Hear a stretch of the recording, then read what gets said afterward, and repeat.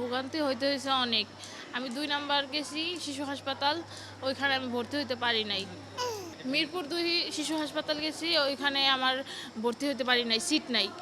তারপর আমি বলছে যে বাচ্চাকে আমি ওষুধ দিয়ে দেই, বাসায় নিয়ে যাও, কমে যাবে।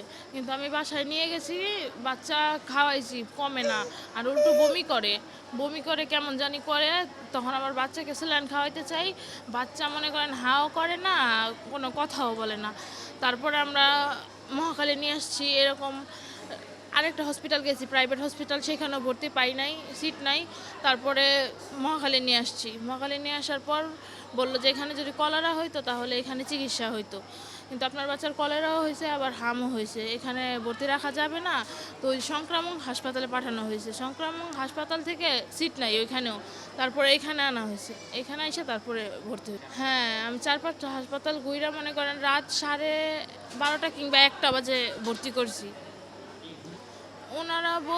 ওনারা বলে নাই আর কি, হাম যে হয়েছে সেটা ২ নাম্বার থেকে হয়তো বা বুঝে নাই। তারপর আমরাও শরীরে দেখতে পাই নাই মহাখালী আসার পর। তারপর শুয়াই দিছি বাচ্চাকে, তারপরে ডাক্তার দেখে বলে যে আপনার বাচ্চার শরীরে তো হাম দেখা দিছে। মানে বেশি ছিল না বাচ্চার শরীরে, ২-১টা ছিল, তো তাই আমরা বুঝতে পারি নাই। তারপরে মহাখালী থেকে বলছে, তারপর সংক্রমণে যাওয়ার পর আমার তো সিট পাই নাই, তারপরে এখানে এসে ভর্তি হয়েছি। আমি বললাম না, আমি 12:30 কিংবা 1টার দিকে ভর্তি হয়েছি। আমি এই সকাল 8টা থেকে ওই দিন এই 12:30 পর্যন্ত আমি হসপিটালই ঘুরছি। আমি বসতে পারি না এই বাসায়। ওই যে বলছে যে ওষুধ খাওয়াও, আমি বাসায় যাই খাওয়াইছি, কিন্তু আমার বাচ্চা কমে নাই।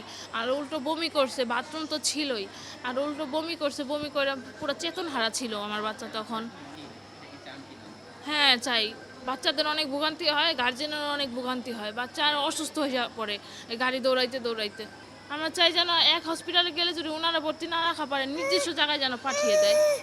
আমার বাচ্চা নিয়ে আমি অনেক ভোগান্তি করছি। প্রথম আমরা ওই যে কুমিল্লা নিছিলাম, লাকসাম নিছিলাম, ওইখানে ভালো হয় নাই, মানে 2 দিন ভালো ছিল, এখন আবার দেখা দিয়েছে। তারপর আমরা কুমিল্লা নিছিলাম, কুমিল্লা আমরা ডাক্তার দেখাইছি, ডাক্তার দেখার পরে আবার 2-3 দিন ভালো ছিল, ভালো পরে আবার এখন ভালো হইতেছে না, এগুলা ঘুরে ঘুরে আসতেছে মুখের, এগুলা গায়ের এগুলা। তারপর আমরা পরে ঢাকা নিয়ে আসছি আর কি, লাকসাম মনারগঞ্জ থেকে আসছি আমরা, এখানে অনেক দূর থেকে আসছি।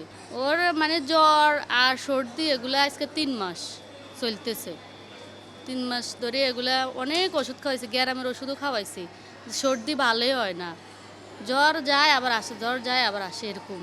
এখন এখানে আনার পরেও এই যে বাচ্চা খাওয়া দাওয়া খাইতেছে না, এখন আর একটু লাউজ হয়ে গেছে বেশি। হাম এগুলো আমরা যে এর আব্বু ওই যে মোবাইলে দেখছে আর কি, ইউটিউবে দেখার পরে এগুলা বুঝছে যে এগুলা হামে হইব, তারপরে এখানে নিয়ে আসছে জরুরিভাবে। হ্যাঁ, মোবাইলের মধ্যে আমরা দেখতে পাচ্ছি, ফেসবুকে দেখছি, দেখার পরে এর আব্বু নিয়ে আসছে, বলছে এগুলা আর অন্য কিছু না, এগুলা হামে, বাচ্চাদের এখন এগুলা ছড়াইতে আছে বিভিন্ন ধরনের, যে হামের টিকাটা পায় না এই কারণে। তাহলে তো আমরা বুঝতাম না, মানে আমরা ওই দেশে ডাক্তার দেখাইতাম, ওরে ক্যানালা ফিট করে, কুমিল্লা ক্যানালা ফিট করে 7 দিনের ইঞ্জেকশন দেয়ছে মুখে রেগুলার, মুখে রেগুলার প্রচুর ছিল ওই সময়। তারপরে ইঞ্জেকশন দেওয়ার পরে 2 দিন অথবা 3 দিন ভালো ছিল, তারপরে আবার দেখা দিছে। দেখা দেওয়ার পর ওই যে মাইক্রোজেল, মলম টলম, এগুলো অনেক ধরনের বিভিন্ন দেশ গ্রাম থেকে ওষুধ খাওয়াইছে, কিছু হয় না। পরে এরা দেশে ছিল, পরে ঢাকা আসছে, আসার পরে ওই যে ইউটিউব চালাইছে, মানে ফেসবুক চালাইছে, চালার পরে দেখছে যে এগুলা বাচ্চাদের ছড়াইতেছে বিভিন্ন ধরনের সমস্যা, এই কারণে আবার নিয়ে আসছে ঢাকা। কষ্ট তো মানে বাচ্চা নিয়ে কষ্টের কথা আর কী বলবো, জানেন তো। এখানে আসার পর তো 4টা মেডিকেল পাইতেছি, কোনোখানে মানে ভর্তি পাইতেছি না, ভর্তি পাইতেছি কিন্তু সিট পাইতেছি না, এই অবস্থা। পরে লাস্টে এই মেডিকেল আসা পরে সিট পাইছি, ভর্তি পাইছি, দিছে, এখন চিকিৎসা আছে, মোটামুটি ভালোই আছে। এখন বাচ্চার মানে এগুলো আরও বাসা দিতেছে, ওষুধ খাওয়াইতেছে, ইঞ্জেকশন দিতেছে।